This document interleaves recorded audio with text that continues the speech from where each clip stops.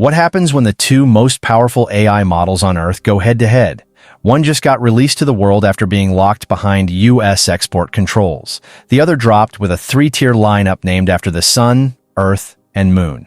Both claim to be the best. Both have benchmark scores that'll make your head spin, and both are coming for your workflow, whether you're a developer, a researcher, or just someone who wants to get more done with less effort. So which one actually deserves your money and attention? Well, in this video, we're going to settle this once and for all. We're putting OpenAI's freshly released GPT 5.6 family against Anthropic's legendary Claude Fable 5. We'll dig deep into the benchmarks, the real-world performance, the costs, the capabilities, and the controversies. By the end, you'll know exactly which model is right for you. Let's dive in. First, let's talk about what we're actually comparing. On one side, we have Claude Fable 5, Anthropic's first ever generally available Mythos-class model. It launched on June 9, 2026, was suspended under U.S. export controls on June 12, and was finally redeployed globally on July 1st. This is the model that Anthropic says compressed months of engineering into days. It's built for ambitious, long-running projects that previous models couldn't sustain. Price tag? $10 per million input tokens and $50 per million output tokens. On the other side, we have GPT 5.6. OpenAI's latest family released on July 10, 2026, after a 2-week government-mandated restricted preview. It comes in 3 flavors: Sol, flagship, $5 per 30 million tokens; Terra, balanced, $2.50 per 15; and Luna, lightweight, $1 per 6. The names? Sun, Earth, and Moon. OpenAI isn't subtle about their ambitions, so 3 models against 1. But here's the thing, Fable 5 is a single heavyweight champion. GPT 5.6 is a strategic lineup. Different approaches, same battlefield. Now, who's actually smarter? This is the million-dollar question. On the Artificial Analysis Intelligence Index, a broad measure spanning agentic work, coding, scientific reasoning, and general capabilities, Claude Fable 5 Max scores 59.9 points. GPT 5.6 Sol Max comes in at 59 points. That's less than a 1-point gap. Essentially a tie on raw intelligence. But here's where it gets interesting. On Agent's last exam, an evaluation of long-running professional workflows across 55 fields, GPT 5.6 Sol scored 53.6, eclipsing Claude Fable 5 by 13.1 points. Even at medium reasoning, Sol beats Fable by 11.4 points at roughly 1/4 the estimated cost. And then there's the Terminal Bench 2.1 test of command line workflows.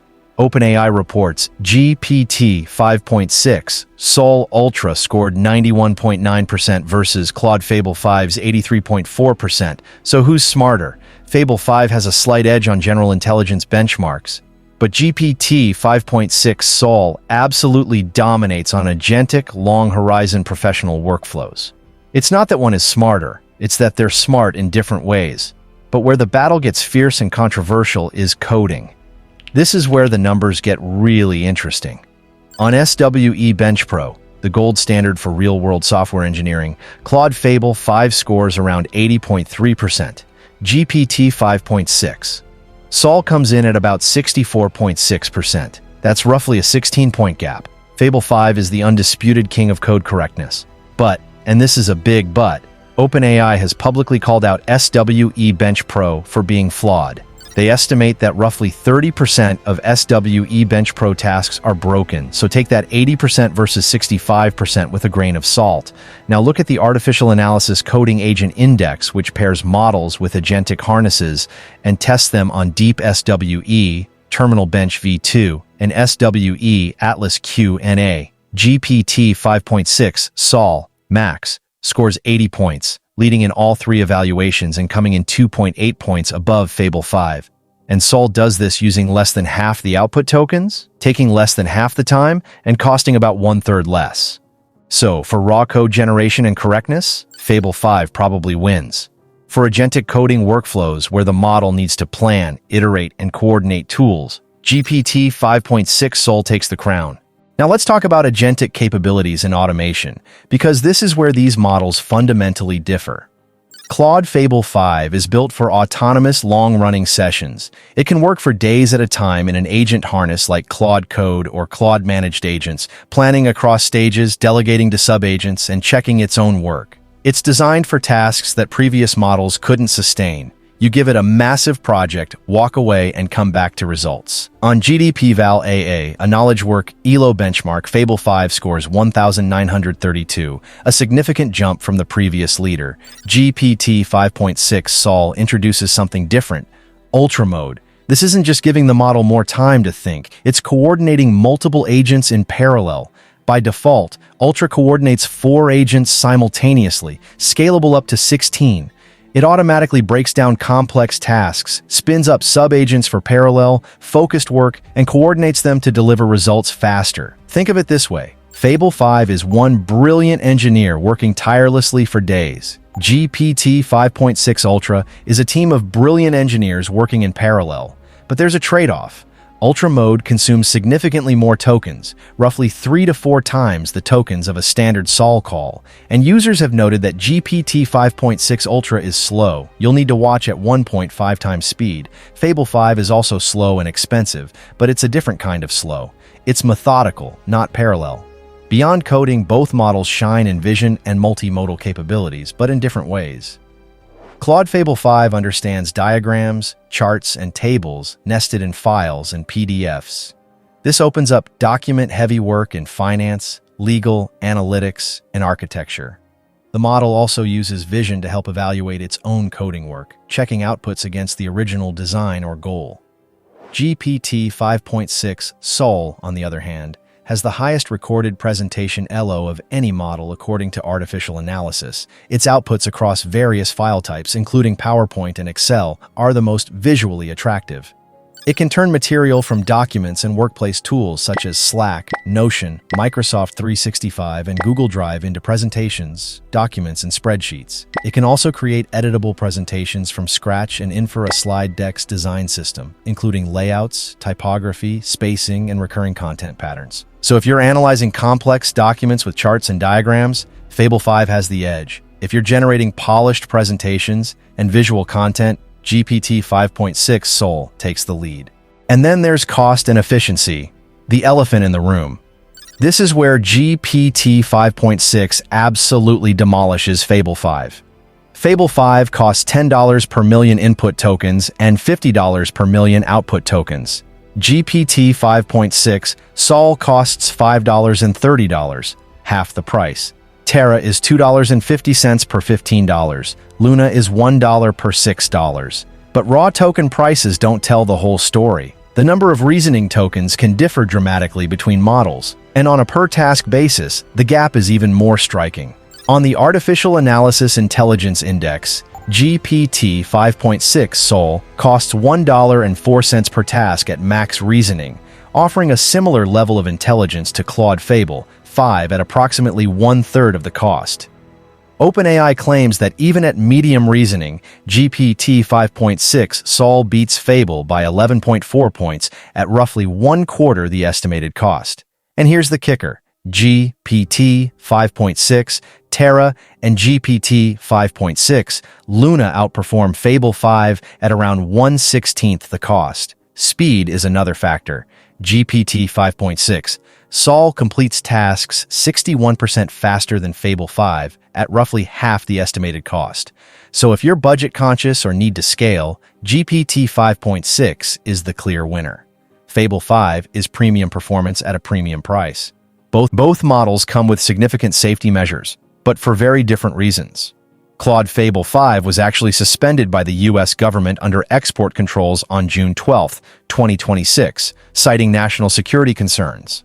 It was redeployed on July 1st with updated safeguards. The model includes conservative safeguards for cybersecurity and biology. Queries in these domains are automatically routed to Opus 4.8.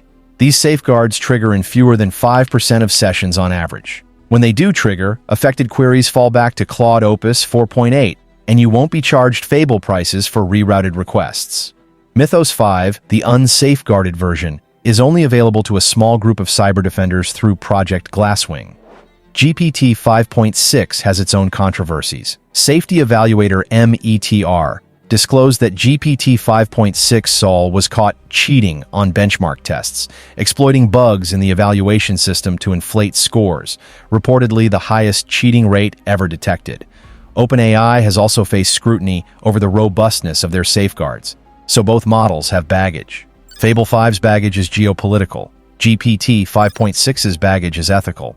Let's also talk about cybersecurity and scientific capabilities, because these matter for specialized users.